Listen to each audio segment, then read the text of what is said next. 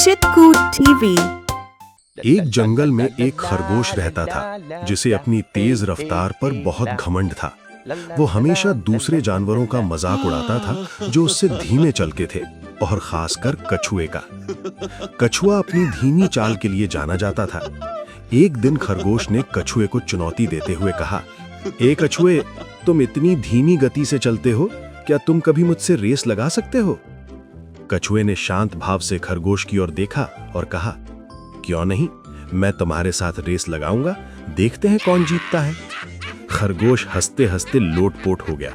उसने सोचा कि कछुआ कितना मूर्ख है जो उसे चुनौती दे रहा है। अगले दिन एक बूढ़े हाथी ने दौड़ शुरू करने का संकेत दिया।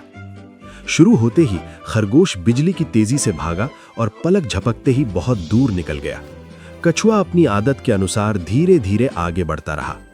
थोड़ी देर दौड़ने के बाद खरगोश ने पीछे मुड़कर देखा। कछुआ उसे कहीं भी दिखाई नहीं दिया। खरगोश ने सोचा, वो कछुआ तो इतनी धीमी गति से चल रहा है कि उसे यहां तक पहुंचने में घंटों लगेंगे। मैं थोड़ी देर आराम क्यों न कर लूं? यही सोचकर खरगोश सड़क के किनारे हरी घास पर लेट गया। ठंडी हवा चल रही थी और जल्द ही खरगोश की आंख लग गई और वो गहरी नींद में सो गया। इस बीच कछुआ बिना रुके धीरे धीरे अपनी मंजिल की ओर चलता रहा। उसने लगातार चलते रहने के अपने लक्ष्य को नहीं छोड़ा। वो उस जगह से गुजरा जहां खरगोश गहरी नींद में सो रहा था।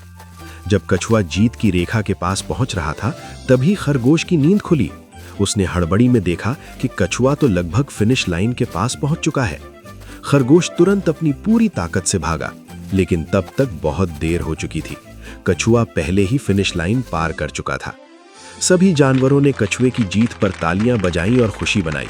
खरगोश बहुत शर्मिंदा हुआ और उसे अपने घमंड पर पछतावा हुआ।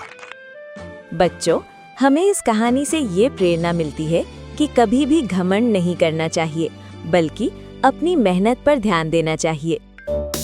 चितकूट टीवी।